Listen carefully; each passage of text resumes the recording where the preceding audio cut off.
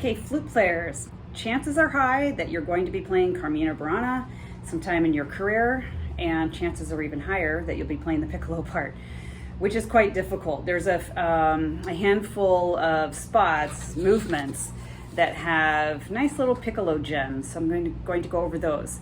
The movements I'm going to cover, and I'll show you where they are, is movements 2, 3, 4, 5, 12, 15, and 17. You might want to take a screenshot of that.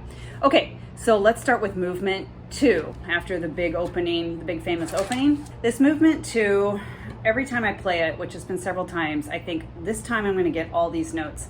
But it really just depends on how fast it's going to go. So there's various options you can do. You can play it, if it's anywhere up to, 120 is about average where it's supposed to be, up to about 138, I just do the real notes. Meaning I don't do any harmonics or leave any notes out or whatever. That measure is probably the most important. So if you don't get anything else, just get that up to the high A. The only thing I'm doing here with this, that I played it just now, is I have my thumb B flat on for when there's B flat, so that makes it a lot easier. And then continuing on at measure 13, I'm just gonna go slow.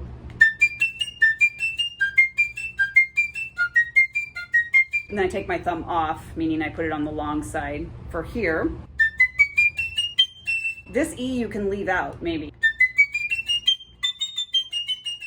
So you can, in the second to last measure here, A, B flat, A, just do a trill fingering.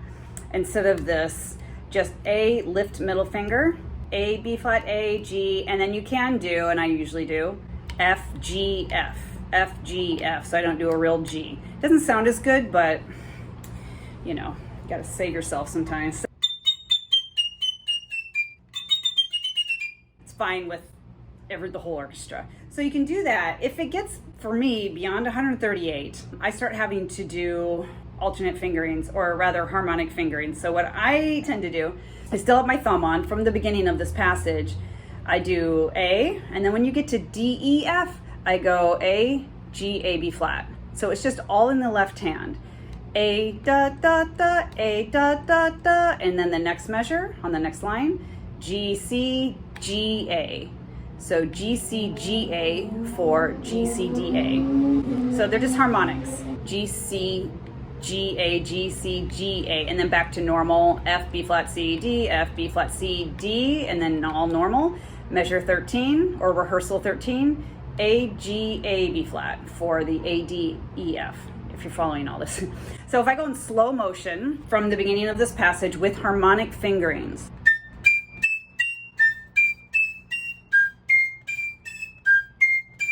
and then here it's just normal fingerings. And then back to harmonics.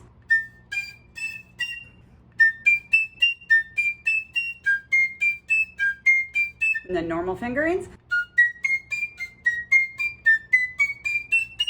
You could possibly leave out this E, and then if you're going super fast, let's see, that's the fast side. Yaga daga daga daga daga daga dum.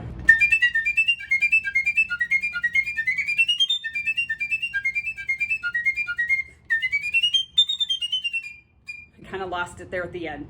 I didn't want to do a retake, so that's what I would actually probably end up doing. The last time I played this piece was with the Hawaii Symphony 3 months ago maybe. It was so fast. I've never played it that fast before, and I literally just did the big scale up to the high A, and the rest I think was just like, it was insane. So you just got to do what you can, get the stuff that's really brilliant at the top and modify it as you need to. So I would practice this. If you're going to use the harmonic fingerings, you really have to practice it so you get used to it. But I would practice this in the manner of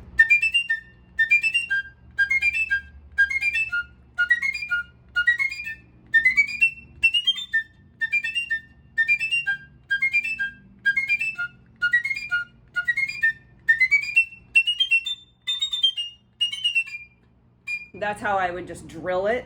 Okay, so that's hopefully something in there is helpful. Just know you're not alone with fellow piccolo players. It's just very difficult, and it's almost always way too fast, and of course everyone can hear you. Okay, movement 3. This is, and to make matters worse, it happens 3 times. The most important note in this passage here is the E that you hold, because it's in unison with the flute, the first flute, but how you land out of those six 30-second notes is the most important thing.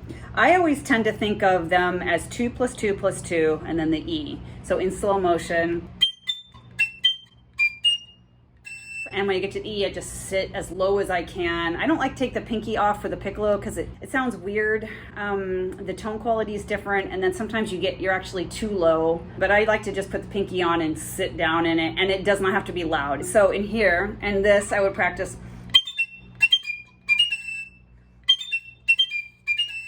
Each one, try to make those E's exactly the same.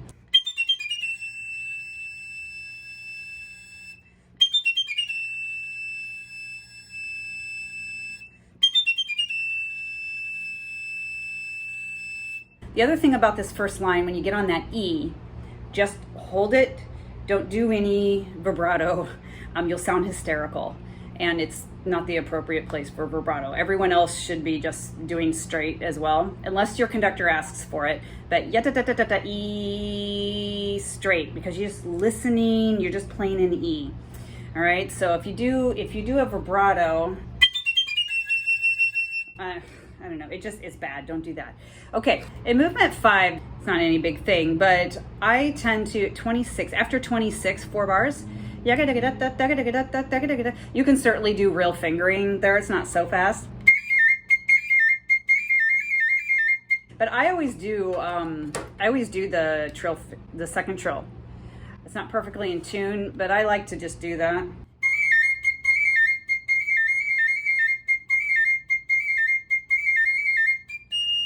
So that's if it's a little difficult, a little in the left hand, just do trill fingering. And then movement 12, which is in the second half. Oh yeah, the Dying Swan. So this is a great piccolo solo. Unfortunately, you're in unison with the E flat clarinet. So just try to match with your E flat clarinet buddy their tone color as much as possible is what I try to do. So, or the 2 tone colors are put there on purpose.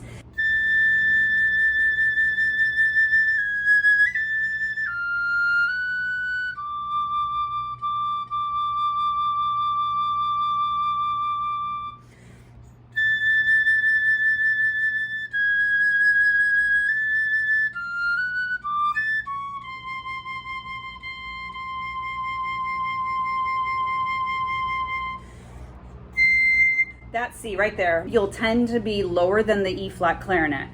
If you need to raise that C, a good alternate fingering, however, it can really shoot it up high, so you just have to be careful not to play too loud.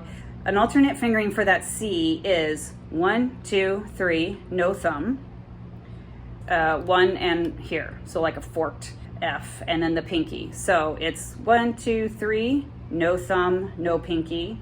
In the right hand, 1 and 3, pinky. If you just like sit down on it, it's a great fingering if you need it. So anyway, see, I'm just going to go back to my regular fingering. I just have to lip it up a little bit, and that works for me. That D, just practice with the tuner, see where your D happens to be. That high D is notoriously out of tune on almost every piccolo, usually flat. So just make sure, and you never want to lip something up like you can do on the flute. It just doesn't work on the piccolo. It's too much of an adjustment, and you're going to lose your center. So just like a little bit of bottom lip to lift the airstream angle is all you need for that D.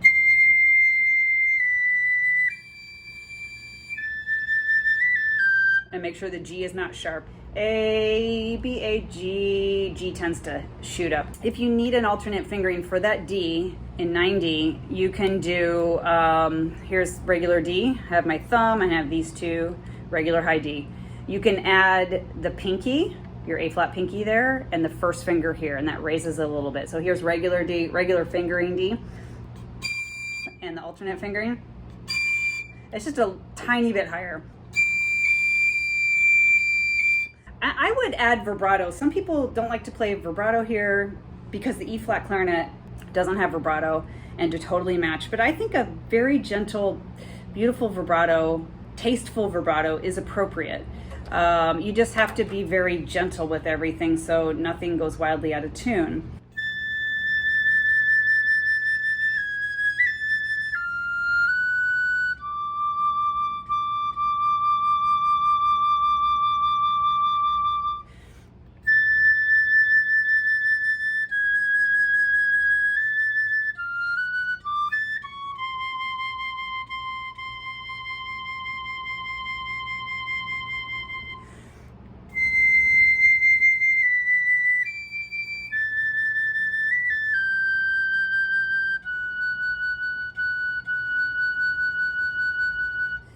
Okay, so that's the main solo, and play it out so that you're comfortable. You don't have to try and hide and hide under the E flat clarinet.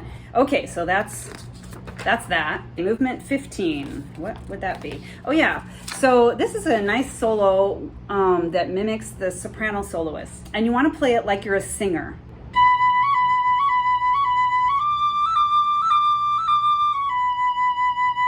And the B should be kind of like have a thicker sound, yo, just like you would sing it. It says piano, but I would play it out a little bit.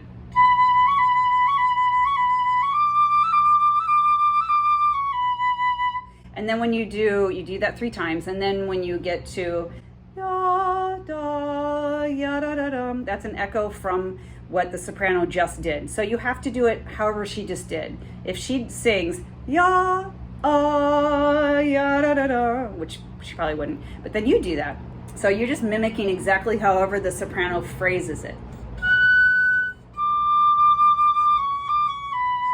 Or whatever they do, whatever that person does, you just do it as well with vibrato because you're mimicking a singer. And just take your time right there. It's all you. The entire orchestra stops and it's just you for that measure. So you can just be musical and take your time through the phrase. The last thing is this god-awful high E at the end of movement 17 a couple times. It can cause us piccolo players a lot of anxiety, and it's in unison with the xylophone or some xylophone-like instrument, I can't remember. Just my only words of advice that have helped me is just not to hesitate, just stay in time. So at 1:15 you have da da da da da da da da da da da 1 2. Well, I guess you do relax a little bit, but at the 1 2 breathe go. What's easy to do is 1 2 breathe and you hold, because it's terrifying. And don't worry about pianissimo. You just want it. The most important thing on the piccolo is that notes speak. That is rule number 1, I think, for being a good piccolo player. That's where you start. The note has to come out. So I'll sing at 1:15. Yet da da da da da da da da da da 1 2.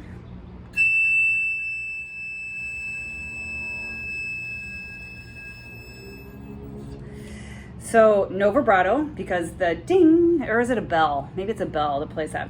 Regardless, they're gonna sound pingy, ping. You don't want to. I mean, practice with your tuner, see where it happens to be. I would do your pinky on, even though that tends to be higher, but just try to keep it with your pinky on.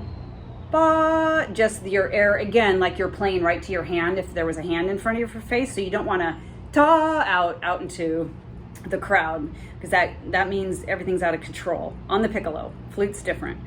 So just right here, a very forward embouchure that doesn't move around a lot. Just breathe, forward embouchure, and then the air just hits right across the edge of the hole there on the opposite end. That's where I'm aiming my air, just right there.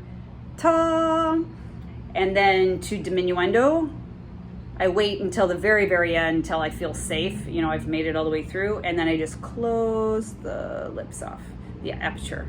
And just don't be shy. Just 1 2 breathe, bump. And you may even want to kind of help out your percussionist who's playing with you. 1, 2.